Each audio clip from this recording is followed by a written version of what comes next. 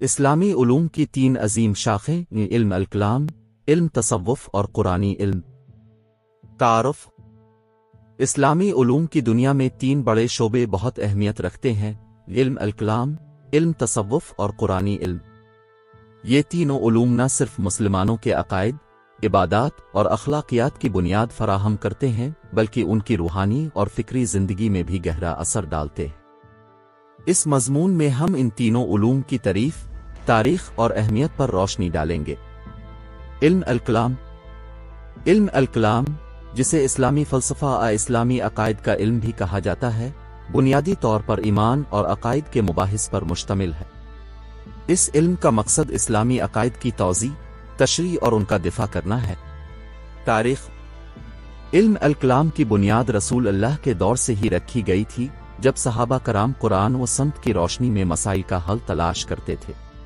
بعد ازاں امام غزال، امام ابن تیمیہ اور امام اشر جیسے علماء نے اس علم کو فروغ دیا۔ علم الکلام کی اہمیت اس وقت اور بھی بڑھ گئی جب مسلمانوں کو یونانی فلسفے اور دیگر غیر اسلامی افکار کا سامنا کرنا پڑا۔ اہمیت۔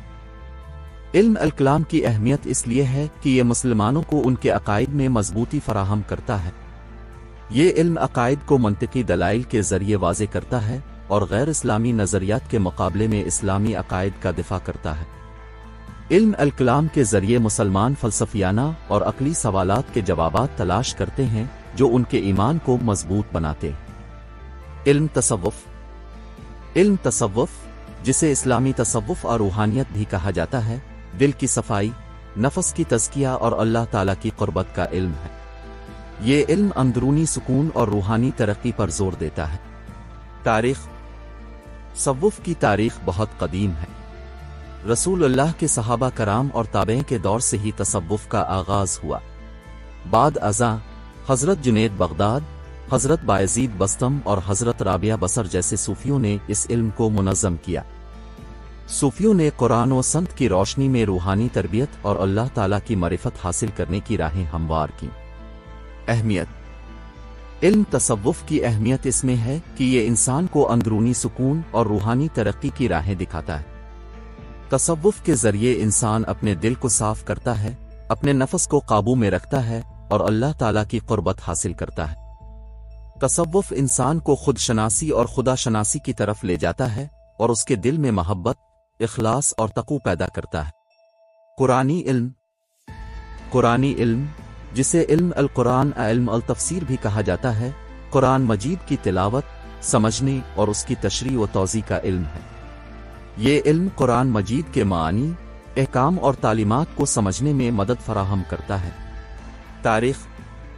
قرآنی علم کی بنیاد رسول اللہ کے دور سے ہی رکھی گئی تھی، جب صحابہ کرام قرآن مجید کو سمجھنے اور اس پر عمل کرنے کی کوشش کرتے تھے۔ بعد ازاں امام طبری، امام ابن کثیر اور امام قرطبی جیسے مفسرین نے قرآن مجید کی تفسیر کو منظم کیا اور اس علم کو فروغ دیا۔ اہمیت۔ قرآنی علم کی اہمیت اس لیے ہے کہ یہ مسلمانوں کو قرآن مجید کی صحیح تفہیم فراہم کرتا ہے۔ یہ علم قرآن مجید کے احکام، نصیحتوں اور تعلیمات کو سمجھنے میں مدد کرتا ہے اور مسلمانوں کو ان پر عمل کرنے کی راہیں دکھاتا ہے۔ قرآنی علم کے ذریعے مسلمان اپنی زندگی کو قرآن مجید کی روشنی میں گزارتے ہیں اور اللہ تعالیٰ کی رضا حاصل کرتے ہیں۔ نتیجہ۔ علم الکلام، علم تصوف اور قرآنی علم اسلامی علوم کے اہم ترین شعبے ہیں۔ یہ تینوں علوم نہ صرف مسلمانوں کے عقائد، عبادات اور اخلاقیات کی بنیاد فراہم کرتے ہیں بلکہ ان کی روحانی اور فکری زندگی میں بھی گہرا اثر ڈالتے ہیں۔ علم الکلام مسلمانوں کو ان کے عقائد میں مضبوطی فراہم کرتا ہے، علم تصوف اندرونی سکون اور روحانی ترقی کی راہیں دکھاتا ہے اور قرآنی علم قرآن مجید کی صحیح تفہیم اور عمل کی راہیں دکھاتا ہے۔ اسلامی افسانہ کہانیوں کے ذریعے ان علوم کی اہمیت اور ان کی عملی تطبیق کو اجاگر کیا جا سکتا ہے تاکہ مسلمان اپنی زندگی کو اسلامی تعلیمات کی روشنی میں بہتر بنا سکیں۔